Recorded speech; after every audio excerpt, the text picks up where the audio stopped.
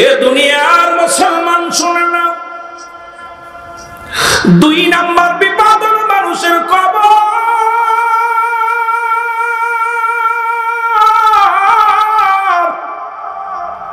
কবর বলতে বোঝায় মানুষের মৃত্যুর পর থেকে শুরু করে কিয়ামত পর্যন্ত জগৎটাকে বলা হয় কবরের জগৎ।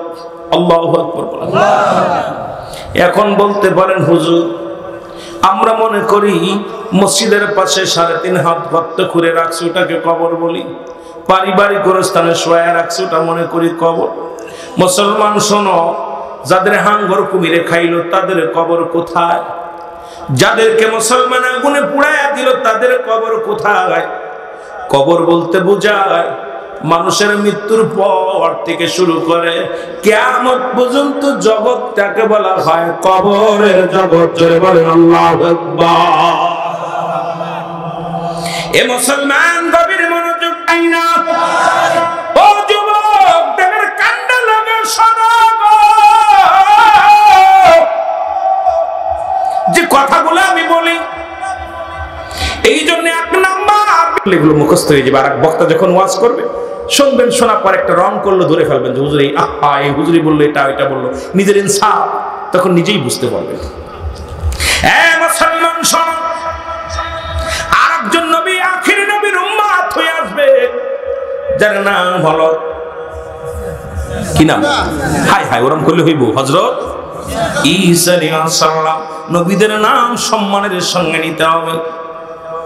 নবীদের নাম, সাহাবীদের নাম, ফেরেশতাদের নাম সম্মানের সঙ্গে, তাজিমের সঙ্গে নেবেন। আর একজন নবী জান্নাতের মধ্যে এখনো জীবিত অবস্থা আছে, উনি ইন্তেকাল করেছে, এরপর ওনাকে জিন্দা করা হয়েছে, জিন্দা অবস্থায় জান্নাতের মধ্যে আছে, যার নাম হলো হযরত কি নাম? ইদ্রিস। এই তো মারবা মুরব্বি মুখস্থ করে লেছে, এইগুলো ইটটাকে বলেছি নামটা, এগুলো ভুলে গেছে। নাম কি? ইদ্রিস আলাইহিস সালাম। আল্লাহ ডাকতে বলে, বন্ধু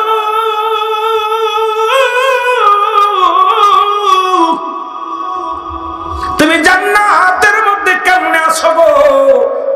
আমি যে কত সুন্দর জান্নাত বানাইলাম উম্মতের জন্য, বান্দার জন্য, বান্দির জন্য এত সুন্দর কামরাগুলো বানাইলাম নিয়ামত দিয়া ভরপুর করে, স্বর্ণ রূপা দিয়ে অলংকার বানাইয়া সুন্দর করে সাজায় রাখছি, ফুল দিয়ে সুন্দর করে সাজায় রাখছি, সুগ্রাম দিয়ে। এত সুন্দর জান্নাতগুলো আমি রেখেছি আমার আদরের বান্দা বান্দির জন্য। জোরে বলেন মারহাবা। আল্লাহ বড় মায়া করে বান্দারে, এত সুন্দর ঘর বানাইছে, আহা চোখ জোড়াই যাবে, একদম প্রাণ জোড়াই যাবে। আর খাদেম তো রাখছে, হুর গেলেমান গুলো রাখছে আপনার খেদমত করার জন্য। জান্নাতের মধ্যে অসংখ্য হুর গেলেমান। একজন জান্নাতি 70টি করে হুর পাবে, একজন জান্নাত সে পাবে 70টি করে গেলেমান। পুরুষ পাবে 70টা হুর। কয়টা পাবে? কথা কয় না? এখন একটা শরীর 5-5 গুরিশ, একটা ভালো শরীর দেখতে শুনতে 6 জন প্রেম করে, 15 জন প্রেম করে, খালি বাড়ির পাশে গুড়গুড় গুড়গুড় করে স্যান্ডেল ক্ষয় করে ফেলে। জোরে বলেন ঠিক? আমার ছেলেরা স্যান্ডেল ক্ষয় করে ফেলে। আল্লাহর গোলামি কর, সতীত্ব থাক, ঈমান নিয়ে 70টা ওই হুরেদের আঙ্গুল যদি একটু, এই কেনি আঙ্গুল যদি দুনিয়ার মধ্যে দেখাইতো, দুনিয়ার আলো বাতাস সব তাদের কাছে হার মেনে যেত। সুবহানাল্লাহ বলেন। ওদের ভিতরে রক্ত দেখা যাবে, গোস্ত দেখা যাবে, রগ দেখা যাবে। এত সুন্দর চেহারা, আয়নার মতো চকচক করবে, এত সুন্দর চেহারা। 70টা করে হুর দেবে একটা পুরুষের। সুবহানাল্লাহ বলেন। আবার যে সমস্ত মেয়েরা সেরা মানুষ দেখলেই একদম কাঁথে পড়িস, তোদের জন্য 70টা করে গেলে মান রাখছে। আমার মতো কাইলো টেলো নাই, আমার মতো এইরকম আসওয়াত মার্কা লোক নয়। এত সুন্দর চেহারা, এত সুন্দর হ্যান্ডসাম যুবক, এগুলো তোদের জন্য খেদমতের জন্য নিয়োজিত থাকবে। সুবহানাল্লাহ বলেন। ধৈর্য ধর। দুনিয়ায় কয়দিন ভাই, কয়দিন এক ছেলের বিয়ে করছস, সুন্দরী মেয়ের প্রেমে পড়িয়া 2 বছর পরে এক বাচ্চা হইলে ও যাবে বুড়ি হইয়া। জোরে কর ঠিক কিনা? কথা কয় না? বুড়ি হয়ে যাবে না? কিছুদিন পরে হবে মা, এরপরে হবে দাদি, এরপরে হবে কি কথা বুঝেন, এরপরে হবে নানি, এরপরে বুড়ি। ঠিক আপনারাও ঠিকই একই অবস্থা হবেন। কিছুদিন পরে হবেন বাবা, এরপরে হবেন দাদা, এরপরে হবেন কি নানা, এরপরে হবেন বুড়া আর বুড়ি। যেটা বলেন ঠিক কি না? তাহলে এত ফালাফালি কেন? এ দুনিয়ার সুন্দরী দুনিয়ার সুন্দরী দেখে এত পাগল হয়ে গেছে, দুনিয়ার প্রেমে এত পড়েছে। নবীজি বলছে বাল হুয়া খিলাফ, এই দুনিয়াটা পচা দুর্গন্ধ মরি। মানুষের চরিত্র হলো কুকুরের চরিত্র, কুকুর যেমন মরি পাইলে খুশি হয়। কুরআন যে কত সুন্দর সমাধান দিছে বাবা, খালি এর আয়াত পড়তে আর এর কোন কুরআন এত সুন্দর সুন্দর কথা বলছে, কিন্তু আমরা তো এগুলো পড়ি না। এগুলো তাফসীর করার নাম দিয়ে ওই যে বললাম আয়া এক আয়াত পড়ে আয়া সুরচি করছে, কোন জায়গা কোন মেয়ে ল্যাংট হয়ে আছে, কোনে কোন কোন বোমা ফাটাইছে, কোন জায়গা জেল ছিল, কোন জায়গা জরিমানা ছিল, কোথায় কোন মেয়ে ধরছে কোথায়, এই হলো ওয়াজ। আমি এই জন্য মাহফিল কমিটিকেও বলি বাবা, ওয়াজের ময়দানে এই জায়গা আছে, সব শ্রেণীর মানুষ আছে। আমার আলোচনার জন্য কোনোদিন কোনো বিপক্ষের জন্য না যায়, মানুষ যেন সবার পক্ষের জন্য যায়, যে হিদায়াতের মূলক আলোচনা হবে, কেউ যেন কষ্ট না পায়। যদিও বলে থাকি কষ্ট, আল্লাহ আমাকে যেন মাফ করে, মাফ চাই যে আল্লাহ আমার জবান দ্বারা যেন কাউকে কষ্ট না দিই। আমার কথা শুনে একটা মানুষ কলিজার মধ্যে আঘাত লাগবে, ওই মানুষটা যতক্ষণ পর্যন্ত আমাকে মাফ না করবে, রব্বে কারীম আমাকে মাফ করবে না। জোরে বলেন ঠিক কিনা? এখন ওয়াজের ময়দান নাই, ওয়াজের ময়দান হচ্ছে এখন বিনোদন, কেউ নাচানাচি, কেউ গিবাত। রাসূলুল্লাহ বললেন, আমি এই 27 রজবে রাসূল যখন আপনার ওই আপনার জাহান্নাম দেখে আসে, নবীজি বললেন আমি দেখলাম একদল জাহান্নামীরা রক্তের নদীর মধ্যে সাঁতার কাটতেছে আর পাথর লুকমা বানায় বানায় খাচ্ছে। কি খাচ্ছে? পাথর লুকমা। নবীজি বললেন কারা? আমার নবীজি বলা পর আম্মা জান আয়েশা সিদ্দিকা বলতেছে ইয়া রাসূলুল্লাহ, ইয়া বলে এরা কারা? নবীজি বলেন ওরা দুনিয়ার মধ্যে গিবাত করছিল, ওরা খালি সমালোচনা করতো, পরস্পরকে আপনি কি করতো, পরনিন্দা করতো। ওদেরকে আগুনের নদীর মধ্যে ওরা কি করবে, রক্তের নদীর মধ্যে সাঁতার কাটবে, আর ক্ষুধা লাগবে, তো এই গিবাত করার কারণে বড় বড় পাথর লুকমা বানায় বানায় খাবে, লুকমা বানায় বানায় খাবে। তা আমি শুধু শুধু আপনাদের লুকমাই এরকম গিবাত করব, কারণটা কি রে ভাই? ওয়াজের ময়দান তো আমাকে দাওয়াত করে আনছে মারামারির জন্য না, আমাকে আনছে কোরআন হাদিস থেকে কথা বলার জন্য। যদিও আমরা বলতে পারি না, সেই রকম বুঝায় বলতে পারি না, এত বড় জ্ঞানী নয়, এত বড় পণ্ডিত নয়। তবে আমি অনুরোধ করব প্রতিটা আলেমকে, আমাদের আদর্শ দেখে যেন মানুষ, নবীকে বলছে বায়ানাত, উত্তম ব্যবহার, উত্তম আখলাক, উত্তম চরিত্র। রাসূল বলতেছেন আমার রাসূলের একজন খাদেম নাম হলো হযরত আনাস রাদিয়াল্লাহু তাআলা। নাম শুনেন নাই? কথা বলেন না কেন? ওয়াজ কিন্তু অনেক ওয়াজ, কিন্তু কবরবাসীদের স্মরণে ওয়াজ করতে যায় আমার অনেক ওয়াজ চলে আসতেছে, আর আমি গুনাহগার ওয়াজ করতেছি একটু ঘুরাইয়া, যাতে করে সকলের জন্য হয়, সর্বজনীন হয়ে যায়, যেন একদিকে না যায়। আমার নবীজিকে বলছে বায়ানাত, উত্তম ব্যবহার, উত্তম আখলাক, উত্তম চরিত্র। রাসূলের খেদমতে ছিলেন হযরত আনাস 10 বছর। কয় বছর? জোরে বলেন দি কয় বছর? আরো জোরে পিছনে ছিলেন কয় বছর? অনেকেই মাহফিল মনে হয় মজা লাগতেছে না ওদের, তাই না? মজা লাগতেছে না? কষ্ট হচ্ছে? কয়টা বন্ধু করবো সারা রাত? এই ভাই ছেড়ে দিব ইনশাল্লাহ, 2 ঘন্টা হয়ে গেছে প্রায়, কথা বুঝেননি? আমিও ছেড়ে দিব, আর কষ্ট আপনাদের দিব না। কষ্ট হচ্ছে? হ্যাঁ, আমি কিন্তু গড়ি দেখে ওয়াজ করি না। আমার একটা অভ্যাস হলো, ওয়াজের ময়দানে বসলে আমি চাই যতক্ষণ পর্যন্ত আপনার শ্রোতা ধৈর্য ধরে শোনেন, আমিও চিন্তা করবো সিনা সাহেব যদি যখন ওরা মোড়া ছেড়ে দিবেন মনে করি আমার আয়াত শেষ, কারণ এদের আর খাচ্ছে না। কথা বুঝেননি? আপনাদের কষ্ট দিয়ে আলোচনা করবো না, সকালবেলা কষ্ট করবেন, এই জন্য আমাকেও আগে আগে উঠাই দিয়েছে। এই জন্য ধন্যবাদ কর্তৃপক্ষকে। 9:30 থেকে 11টা পর্যন্ত আলোচনা করলে যথেষ্ট। 11:30 11টা পর্যন্ত করলে আলোচনাগুলো, মানুষগুলো সকালে ঘুমাইবে, এখন ঘুমাবে, ফজর আযান পড়া সালাতু খায়রুম মিনান নাওম, ঘুম থেকে নামাজ উত্তম, এই নামাজ এরা পড়তে পারবে। তাহলে বক্তার আর আল্লাহর কাছে হিসাব দেওয়া লাগবে না, কারণ এরপরে তো মানুষ ঘুমানোর সুযোগ হয়েছে। তারপরে যদি নামাজ না পড়ে, এর জন্য বক্তা দায়ী হবে না, দায়ী আপনার হবে। জোরে বলেন ঠিকই না? হযরত আনাস বলে আমি নবীর খেদমতে 10 বছর ছিলাম। কয় বছর? জোরে বলেন দি কয় বছর? হযরত আনাস বলে আল্লাহর কসম করে বলে আমার নবীজি আমাকে কোনোদিন ধমক দিয়ে কথা বলে নাই। যদি পানি আনতে বলতো আমি পানি লাইনে দাঁড়ায় থাকতাম, যদি গরম পানি আনলে ঠান্ডা পানি দিতাম, রাসূল জুতা চাইলে স্যান্ডেল দিতাম, নবীজি বিছনা বানাইতে বললেন বিছনা গুছায় রাখতাম। আল্লাহর কসম এত অপরাধ করেছি, আমার রাসূল আমাকে কোনোদিন ধমক দিয়ে কথা বলে নাই। আর আমরা যে ধমক দিরে ভাই, আহা, কাজের মানুষে পিটাই, কাজে নিয়ে টাকা দিই না, কাজের মানুষ কর্মচারী। আপনার চরিত্র কেমন? কর্মচারী বলতে পারবো, আপনার ড্রাইভার বেতন পায় না মাসকে মাস, আপনার কর্মচারী মাসকে মাস বেতন পায় না, তাদের অনেকেই কর্মচারীদের পিটায়। এইটা রাসূলের আদর্শ না। রাসূলের আদর্শ ছিল, আমার হযরত আনাস বলে আমি এত ভুল করা পরও আমার নবীজি আমাকে ধমক দিয়ে কথা বলে নাই। আপনাদের এই যে প্রধান শিক্ষক, সহকারী শিক্ষকরা একদম ঝাড়ির পরে রাখে, কথার কথা বলতেছি, কথা বুঝিনি? উনিও শিক্ষক, উনিও শিক্ষক, একটু পাওয়ার বেশি, ওনার শিক্ষকদের উপরে এত গরম দেখায়। ভাই এটা তো রাসূলের আদর্শ না। যেটা বলেন ঠিক কিনা? কথা বুঝেন? আমার ভাইরা, আমার বন্ধুরা, আমার গভীর মনোযোগ। আল্লাহ রাব্বুল আলামিন ডাক দিয়ে বলেন, ডাক দিয়ে ইদ্রিস আলাইহিস সালামকে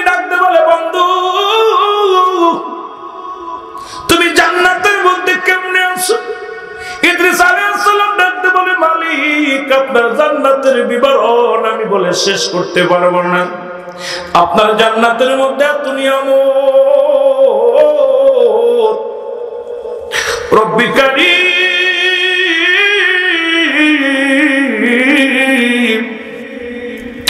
তবে একটু কষ্ট আমার ভিতরে, মরণ যন্ত্রণা। আপনার আজরাইল আমার সঙ্গে মনে হয় ভালো ব্যবহার করে নাই। আল্লাহ বলে জিবরিল তাড়াতাড়ি যা আমার বন্ধুরে জানায়। জিবরিল সালাম দা, আজরাইল এসে সালাম দা, আসসালামু আলাইকুম। হে আল্লাহর নবী ইদ্রিস আলাইহিস সালাম।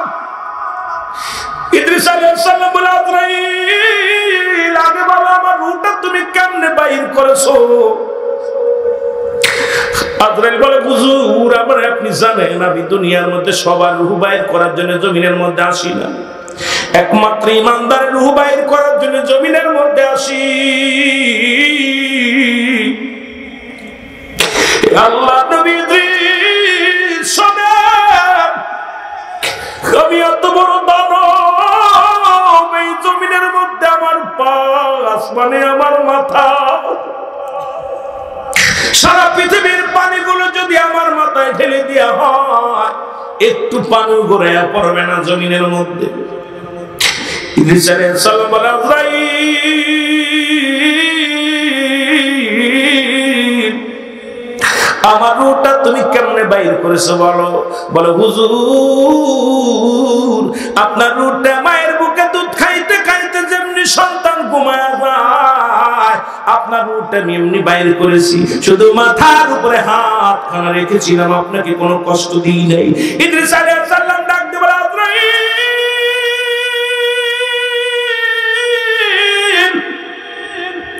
এই সহজ মৃত্যু যদি এত কঠিন হয় রে, যারা মৃত্যুকালে পায়খানা করে দেয়, যারা মৃত্যুকালে প্রসব করে দেয়, আল্লাহ আল্লাহ ওই মৃত্যুকালে যারা প্রসব পায়খানা করে দেয় জিহ্বা বাইর হয়ে যায়, মৃত্যুর সময় যাদের চোখ দুটি বড় বড় হয়ে যায় তাদের মৃত্যুরা কত কঠিন হয়, জোরে জোরে চিল্লায় বলা যাবে না আল্লাহু আকবার। আমার মরণ আসিবে কখন কেউ তো জানে না, আমার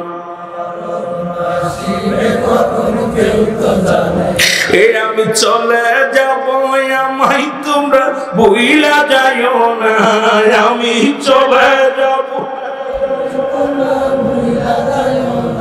আমার মরণ আসিবে কখন কেউ তো জানি না, আমার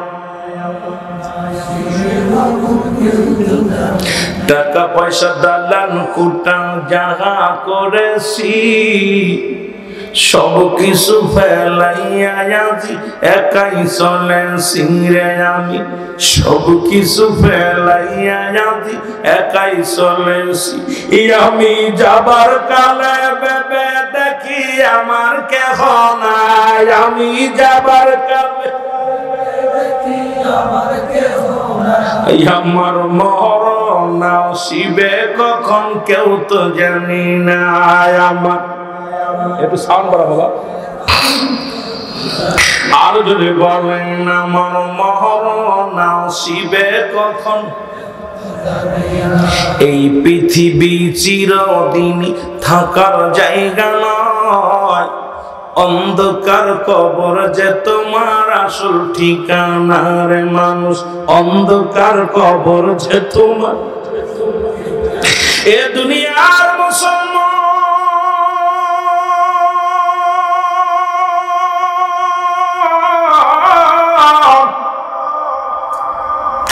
আমি এই জন্য বলে যাই শোনো, কার জন্য তুমি সুদ খাও, কার জন্য তুমি ঘুষ খাও, কার জন্য তুমি জিনা ব্যভিচার করো, কার জন্য তুমি মানুষে ঠগাও, এই দুনিয়ার সম্পদ খাবে লোকে, তোমার দেহ খাবে পোকে।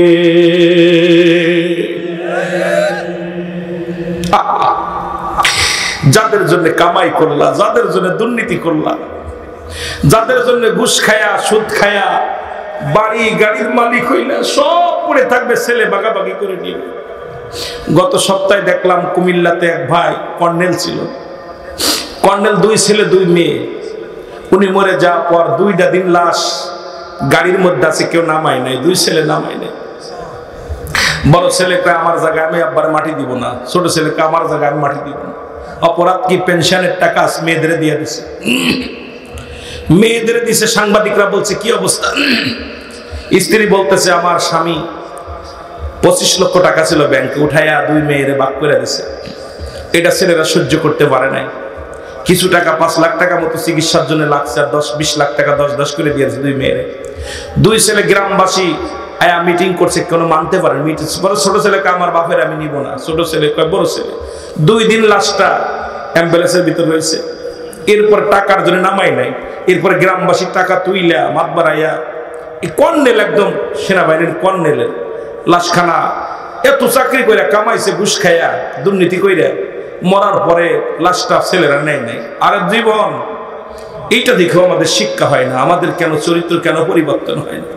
আপনাদের পাশেই দেখলাম বগুড়ার জমিনে মা লাশটা 3 খণ্ড করে কেটে ফ্রিজের ভিতর রাখছে ছেলে।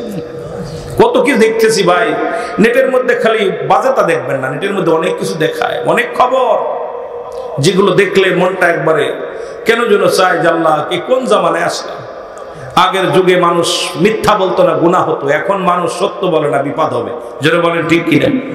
সত্য বলা বন্ধ করেছে। আগের যুগের মসজিদ ছিল কাঁচা, মানুষের ইমান ছিল পাকা। এখন মানুষের মসজিদ পাকা হয়েছে, ইমান একেবারে ফাঁকা। ইমান বলতে নাই, ইমানের অবস্থা খুব খারাপ। যারা বলেন ঠিক কিনা?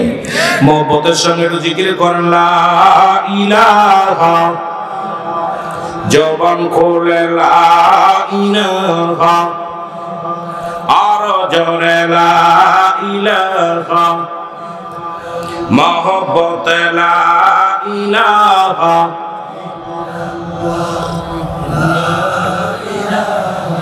একটু জোরে জোরে বলা যাবে না? লা ইলাহা, লা ইলাহা মুহাম্মাদুর সাল্লাল্লাহু আলাইহি ওয়াসাল্লাম। এ দুনিয়ার মুসলমান শুনে না, 2 নাম্বার বিপদ হলো মানুষের কবর।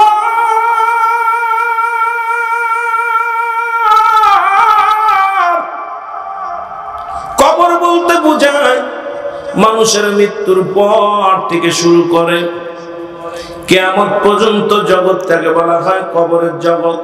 আল্লাহু আকবার। এখন বলতে পারেন হুজুর, আমরা মনে করি মসজিদের পাশে 3.5 হাত গর্ত খুঁড়ে রাখছি, ওটাকে কবর বলি। পারিবারিক গোরস্থানে শোয়া রাখছি, ওটা মনে করি কবর। মুসলমান শোনো, যাদের হাঙ্গর কুমিরে খাইলো তাদের কবর কোথায়? যাদেরকে মুসলমান আগুনে পুড়াইয়া দিল তাদের কবর কোথায়? কবর বলতে বোঝায় মানুষের মৃত্যুর পর থেকে শুরু করে কিয়ামত পর্যন্ত জগৎটাকে বলা হয় কবরের জগৎ। জোরে বলেন আল্লাহু আকবার। এ মুসলমান গভীর মনোযোগ, 2 নাম্বার বিপদ হলো কবর। কবরে যেদিন আপনার শোয়া দিবে, ওই কবরের ভিতরে একজন ফেরেশতা আসবে। নামটা জানা আছে? নামটা জানা আছে? কে আসবে কবরে? নাম কি? নুমান ফেরেশতা। জোরে বলেন মারহাবা। কোন ফেরেশতা? নুমান ফেরেশতা। সবাই জানি কবরে আসবে, মান কারণে কি? হ্যাঁ আসবে। এই সাবজেক্ট একটু পরে। প্রথম আসবে নুমান ফেরেশতা, ডাক দিবে, সালাম দিবে, মুসলমান উঠাবে। আব্দুস সামাদ সত্তরদার মুসলমান শোনো, ডাক উঠায় বলে বান্দা ওঠো, সামাদ সাহেব ওঠো, আব্দুল জব্বার সাহেব ওঠো, বান্দা ওঠো গো। রব্বুল আলামিন আপনাকে জানটা দিয়েছিল, আজরাইল আলাইহিস সালাম আপনার জানটা নিয়েছে, আমি আপনার রূহটা পৌঁছায় দিয়ে গেলাম। আপনার দুনিয়ার মধ্যে কিরামান কাতিবিন 2 জন ফেরেশতা ছিল, যারা আপনার আমলনামা লিখে রাখছে। এই নোমান ফেরেশতার হাতের মধ্যে থাকবে 2 টুকরা কাগজ, একটা হলো নেক আমল, একটা হলো বদ আমল। ডাকতে বলে বান্দা এই নাও, এই নাও, তাড়াতাড়ি লিখে দাও বান্দা, লিখে দাও। হাতের মধ্যে দেখবে 60 বছরের জিন্দেগি, কত রাকাত নামাজ পড়ছি, কোথায় দান সদকা করেছি, কত জায়গা মাহফিলে বসেছিলাম, কত দিনের কাজে অংশগ্রহণ করেছি। এ মুসলমান ডাকতে বলে বান্দা তাড়াতাড়ি লেখো গো। ও যুবক শুনে নাও, যুবক বাবারা শোনো গো। এরে বাবারে মুজাদ্দার আমল নামা তাড়াতাড়ি লেখা লাগবে। ওই জায়গা বলবেন আমি টিপসই দিই, টিপসই চলবে না। কেরামন কাতিবিন যা লিখে রাখছে, যার যার আমল নামা তাড়াতাড়ি লেখা লাগবে। ফেরেশতা ডাকতে বলে বান্দা লেখা দাও। তখন বলবে আমি লিখবো কেমনে, আমার কাছে তো কোনো কলম নাই। ফেরেশতা কয় বান্দারে কলম হলো তোমার ডান হাতের শাহাদাত আঙ্গুল মুবারক। জোরে জোরে চিল্লায়া বলা যাবে না মারহাবা। এই হাত দিয়ে কত দুর্নীতি করো, কলম দিয়ে ঘুষ লেখো। এরে অনেক জজ সাহেব মিথ্যা মামলা দিয়া, অনেক জজ, অনেক উকিল সত্যরে মিথ্যা বানাইছস, মিথ্যারা সত্য বানাইছস। এই হাত দিয়ে কলম ধরে ধরে লেখছস। এই হাতটা একদিন কলম হবে তোর কাগজ লেখার জন্য। এ মুসলমান শোনে না, বান্দা ভাববে আমি কলম পাইলাম, ডান হাতের শাহাদাত আঙ্গুল মুবারক হবে কলম। জোরে জোরে চিল্লা বল আল্লাহু আকবার। কলমটা একটু দেখান দি আল্লাহ রে, যার যার কলম দেখান। আল্লাহ এই কলমটা যেন নষ্ট না হয়, এই কলম দিয়ে যেন নেক আমলগুলো লিখতে পারি। আল্লাহ এই কলমটারে তুমি পবিত্র রাখো গো আল্লাহ। এই কলম যেন তোমার নামে চলে, তোমার বন্ধুর প্রেমে চলে, দুনিয়ার কোন জিন্দেগির জন্য না চলে। জোরে জোরে চিল্লায় বলা যাবে না মারহাবা। আর একটু জোরে জোরে চিল্লায় বলেন মারহাবা।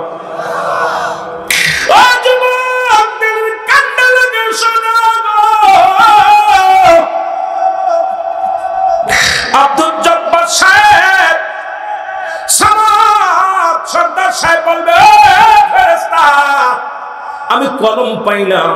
কয় বান্দা লিখে দাও। বলে লিখবো কেমনে, কালি তো নাই। বলে বান্দারে কালি হলো তোমার মুখের থুতু মুবারক। আল্লাহ, বান্দারে কালি হলো তোমার মুখের থুতু মুবারক। লেখো গো। আমি তোদের পায়ে ধরে বলে যাব্বা, আজ থেকে আর গাঁজায় টান দিস না, আজ থেকে আর বিড়ি খাস না, আজ থেকে মদ খাস না। তোদের পা দুখানা ধরে বলে আব্বারে এই মায়ের গর্ভে যখন ছিলি, নাবির সঙ্গে আল্লাহ রাব্বুল আলামিন তোর মায়ের নাবির সঙ্গে নাবিটা সেট করে দিয়েছে, যাতে করে বান্দার মুখটা পবিত্র থাকে। এই মুখ দিয়ে আল্লাহর জিকির করবি, এই মুখ দিয়ে নবীর দুরূদ পড়বি, এই মুখ দিয়ে মাওলারে ডাকবি রে, এই মুখটা দিয়ে মা বাবারে ডাকবি রে, এই মুখ দিয়ে কোরআন তেলাওয়াত করবি, হাদিস পড়বি, এই মুখটারে পবিত্র রাখ রাব্বা। এই তোদের পায়ে ধরে বলি, ওয়াজ দিয়ে যদি একটা মানুষ হিদায়াতের মধ্যে না আসিস রাব্বা, ওয়াজের দরকার নাই। শুধু শুধু বক্তার টাকা হবে, বক্তা আপনাদের কাছ থেকে টাকা নিয়ে পকেট গরম করবে। ও মুসলমান শুনে নাও, তোমাদের অনুরোধ করি, বক্তার কথাগুলো যদি কাজে না লাগাইতে পারি, যদি ইমানি কাজে না লাগাইতে পারি, ওই দাওয়াত দিয়ে লাভ নাই। তোদের পা ধুয়ে ধরে যায় বলে যে আবিরুল আমিন সিদ্দিকী পরদেশী মানুষ, মাগুরা জেলা থেকে আসছি, আজ থেকে আমরা মুখটারে পবিত্র রাখতে চাই। এই মুখের মধ্যে গাঁজা ঢুকাইব না, মদ ঢুকাইব না, মুখ দিয়ে কাউকে গালি দিব না, মুখ দিয়ে হারাম জিনিস ভক্ষণ করব না। আল্লাহ আমাদের মুখটারে তুমি পবিত্র রাখো। জোরে জোরে চিল্লায় বলা যাবে আল্লাহু আকবার।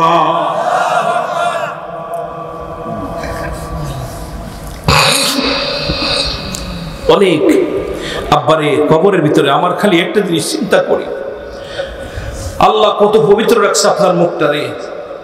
এই মুখটা কবর, আপনি মার পেটে 10 মাস 10 দিন ছিলেন, এই নাবির সঙ্গে নাবি জুড়াই দিছে।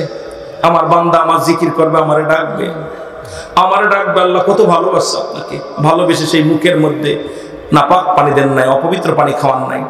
সেই কুরক্তগুলো আপনার মা নাবির সঙ্গে নাবিটা জোড়াই দিয়ে খাওয়ায় 10 মাস 10 দিন এই পেটের ভিতরে রেখে খাওয়াইছে আল্লাহ। এরপরে দুনিয়ার মধ্যে সেই মুখের মধ্যে গাঁজা, গুলি, মদ এগুলো দিয়া দেন। আহা কত কষ্ট পায় আল্লাহ কত কষ্ট পায় বান্দার এগুলো দেখা। আমার আল্লাহ তো খুব দয়ালু, এই জন্য আপনাকে বাঁচায় রাখছে, না হলে শেষ করে দিত। রব্বুল আলামিন শেষ করে দিত আপনাকে। কিন্তু রব্বুল আলামিন এত অন্যায়ের পরে গোপন রাখছে। আপনার পাপের কথা যদি আপনার বউ জানতো, আপনার বউ আপনার ছেড়ে চলে যেত। আপনার ছেলে যদি জানতো, আপনার জীবনে আব্বা করে ডাকতো না। আপনার বাবা যদি জানতো, ছেলে পরিচয় দিত না। মা যদি জানতো, ছেলে পরিচয় দিত না। ভাই যদি জানতো আপনার পাপের কথা, আপনার ভাই আপনাকে ভাই পরিচয় দিত না। কিন্তু রব্বুল আলামিন সবই তো জানে, কিন্তু সে তো বান্দা বান্দিরে অস্বীকার করে নাই। বান্দার এই দোষটি গোপন রাখছে। বান্দা, তোর সব আমি গোপন রাখছি, সব আমি জানি, কিন্তু গোপন রাখছি। তোরা গোপনে গোপনে মাফ চা, আমি মাফ করে দিব। জোরে বলেন সুবহানাল্লাহ। গোপনে গোপনে মাফ চা, ঠিক কিনা? হিন্দুরা মরে গেলে দেয় মুখে আগুন, আর এই মুসলমান দেখি কব দুনিয়ার মধ্যে দাড়িগুলো পেকে গেছে, এখনো মুখের ভিতর বিড়ি টান দেয়। কষ্ট লাগে, ঠিক কিনা? খারে যত খাবি জমের খাওয়া খা, কবরেতে আগুন পাবি, বিড়ি পাবি না। জোরে বলেন ঠিক কিনা? খারে জমের খাওয়া যত খাবি খা, কবরেতে আগুন পাবি, বিড়ি পাবি না। ফেরেশতারা খায় না ঘুষ, থাকিবে না তোর যে হুশ। মুগুর মারিবে ধরে, গর্জন মারিবে ধরে, রক্ষা পাবি না। কবরেতে আগুন পাবি, বিড়ি পাবি না। জোরে বলেন ঠিক কিনা? যত খাবেন খান। আমি বড় কষ্ট পাই এই জন্য। আর একটা গজল গেয়েছিলাম অনেকদিন আগে, অনেকেই আমার পরে একটু ক্ষিপ্ত আছে, অনেক যুবকেরা। ও বুড়ার চুল পেকেছে, পাকছে দাড়ি, গাল করেছে ব্যাক, তোরা দেখ, তোরা দেখ রে, তবু বুড়া টানে সিগারেট। জোরে বলেন ঠিক কিনা? ও বুড়ার পাও গেছে কবরে, বুড়া হাতে নিছে লাঠি, বুড়ার মুখে জলে বাইরে, বুড়ার মুখে জলে বাইরে, জুনের গুদের বাতি। বুড়ার চুল পেকেছে, পাকছে দাড়ি, গাল করেছে ব্যাক, তোরা দেখ, তোরা দেখ রে, তবু বুড়া টানে সিগারেট। ঠিক কিনা? লাঠি হাতে নিছে, মুখটা ব্যাক, দাঁত পড়ে গেছে, ও টান দিতেছে, এমন টান দাঁত একদম গর্ত হয়ে যাচ্ছে, তাও বিড়ি ছাড়তে পারছে না। জোরে বল ঠিক কিনা? কপাল পোড়া, তাও বিড়ি ছাড়ে না। আরে জুনি পোকা দেখছেন? জুনি পোকা রাত্রেবেলা জলে লেবে, দেখছেন? এটা কি পোকা কয়? আমাদের ওদিকে জুনি পোকা আছে। রাত্রেবেলা জুনাকিয়া, ওই জুনাকিয়া জুনি পোকা। বুড়া বিড়ি টানতেছে, দাড়ি সাদা, তফাৎ থেকে মনে হয় জুনি পোকা। যায় দেখি বেড়া টানতেছে বিড়ি। ঠিক কি? এই জন্যই কই, ও বুড়ার চুল পেকেছে, পাকছে দাড়ি, গাল করেছে ব্যাক, তোরা দেখ, তোরা দেখ রে, তবু বুড়া টানে সিগারেট। ও বুড়ার পাও গেছে কবরে, বুড়া হাতে নিছে লাঠি, বুড়ার মুখে জলে বাইরে, বুড়ার মুখে জলে বাইরে, জুনের গুদের বাতি। বুড়ার চুল পেকেছে, পাকছে দাড়ি, গাল করেছে ব্যাক, তোরা দেখ, তোরা দেখ রে, তবু বুড়া টানে সিগারেট। তবে সিগারেট খাইলে, গাঁজা খাইলে, মদ খাইলে, ইয়াবা খাইলে, মাদক সেবন করলে তিনটে উপকার হয়। কয়টা? জোরে বলেন কয়টা? যেহেতু জল পরে চলে আসে এদিকে কথা বলি, কয়টা উপকার? জোরে বলেন দি কয়টা? হাতে দেখান দি কয়টা? কয়টা? জোরে বলেন কয়টা? শুনবেন নি? শুনবেন? কথা বলেন না কেন? শুনবেন? নাম্বার 1, কুকুরে কামড়ায় না। 2 নাম্বার, ওই বাড়ি চুরি হয় না। 3 নাম্বার, মরণটা সহজ হয়। ইয়াবা মদ খাবো না, কে একটু হাত তুলে দেখিনি, একটু হাতটা তুলে দেখান। আল্লাহ জোরে দেখান। ইয়া আল্লাহ, তুমি তাকা দেখো। ইয়া আল্লাহ, আমরা এতদিন যা করেছি ক্ষমা চাই তোমার কাছে রব্বে কারীম।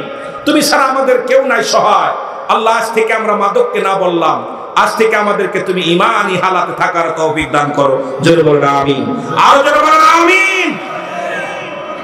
বাইরে যে সংসারে মাদক ঢুকছে, সংসারে স্বামী স্ত্রী মিল নাই। যে সংসারে মাদক ঢুকছে, আপনার বাবা মা, বাবা সন্তানের সম্পর্ক ভালো নাই। যে সংসারে মাদক ঢুকছে, ফ্যামিলির ভিতর শান্তি নাই। যে সংসারে মাদক ঢুকছে, সংসারের ভিতরে শান্তি উন্নতি নাই। যে সংসারে মাদক ঢুকছে, হানাহানি, মারামারি, কাটাকাটি লেগে আছে। যে সংসারে মাদক ঢুকছে, এই সংসারে অভাবের কোনো শেষ নাই। যে সংসারে মাদক ঢুকছে, এই সংসারে শান্তির বালাই নাই। জোরে বলেন ঠিক কিনা? এই জন্য অনুরোধ করবো, মাদককে আমরা না বলতে পারবো না। কথা বলেন না কেন? পারবো না। আল্লাহ আমাদের কবুল করুক, জোরে বলেন আমিন। আমার ভাইরা, আমার বন্ধুরা, আমার নোমান ফেরেশতা ডাকতে বলে, বান্দা লেখো গো,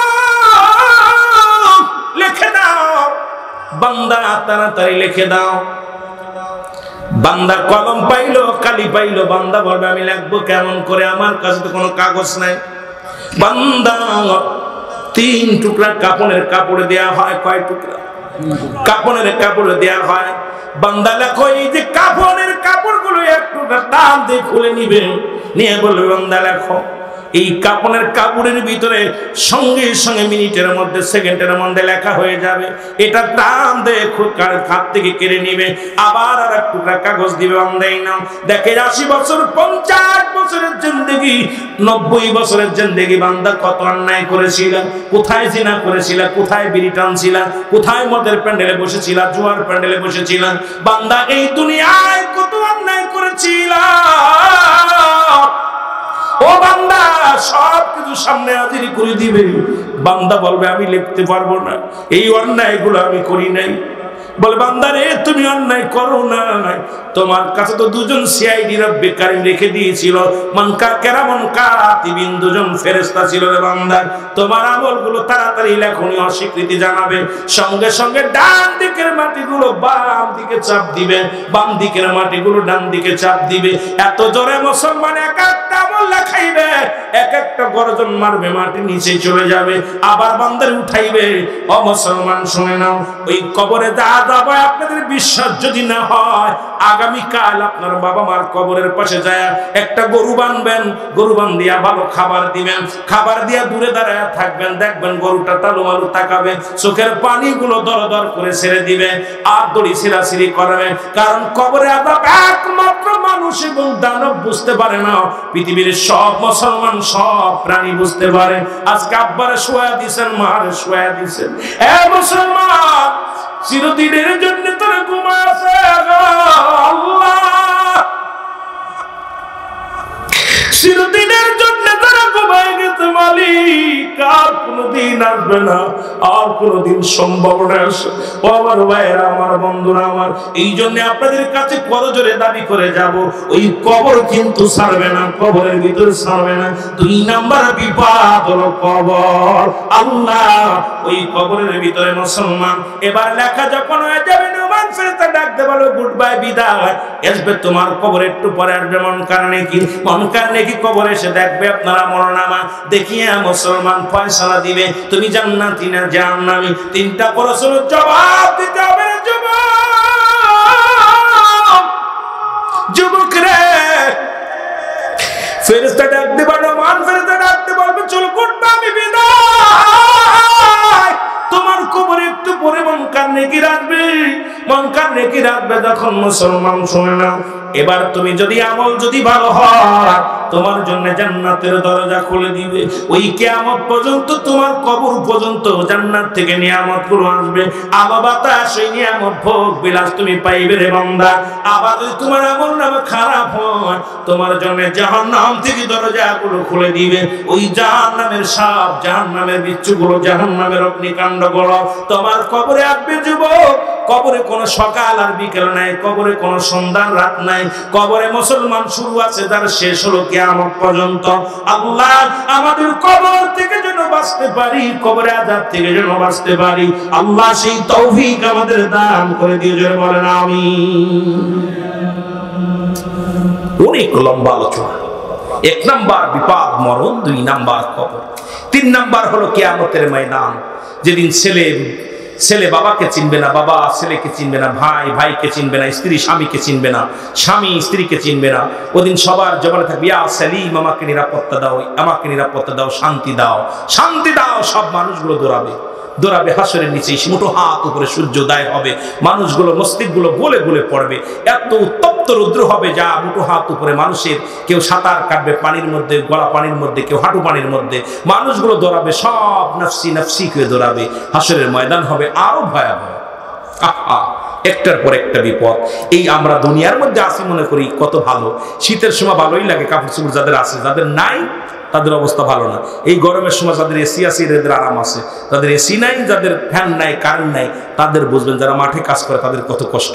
এই জন্য আপনি যখন ভুক্তভোগী তখন তো বুঝবেন, এত বোঝানোর সময় নেই আমার।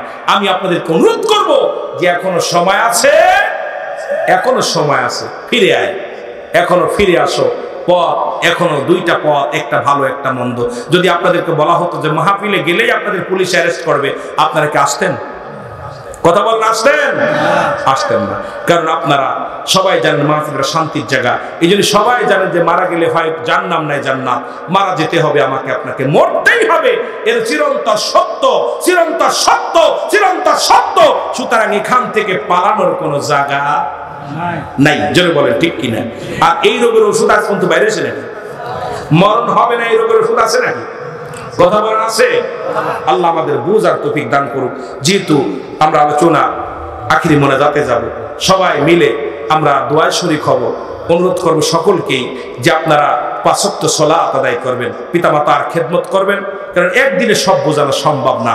আমি আপনাদের হাজিরায় অনেক খুশি। অনেকে চলে গেছে, যারা কর্মজীবী, যারা দু একজন চলে গেছে, যাবে, তবে জান্নাতের বাগানটা আঁকড়ে ধরতে হবে। আল্লাহ আমাদের কবুল করুক। সকল বলুন আমিন। আর জোরে বলুন আমিন। আপনারা কি ক্যাম্প করেন? ক্যাম্প করেন? কথা বোঝেন নাই? ক্যাম্প করেন না?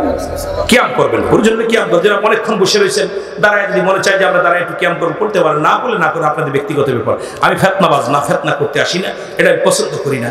কারণ আপনাদের সমাজে যা চলবে, আমি আসছি একদিন, আপনি 10 দিন বাস করবেন এলাকার মধ্যে। এলাকায় আমার কোনো কথা, আমার কোনো আচরণ, আমার কোনো ভাষায় যদি কেউ কষ্ট পেয়ে থাকেন, সবসময় আমি ক্ষমা চাই যে আল্লাহ যেন আমাদের সবাইকে ক্ষমা করে দেয়। ইসলাম শান্তিপ্রিয় দল, ইসলাম শান্তির জন্য আসছে, রাসূলুল্লাহ শান্তির পতাকা নিয়ে আসছেন, আমরা যেন সেই পতাকা ধরে থাকতে পারি। সকলে বলুন আমিন। এখন আজকের মাহফিলের সম্মানিত সভাপতি সাহেব, উনি সমাপ্তি ঘোষণা করবেন, পরে আখিরি মোনাজাত হবে।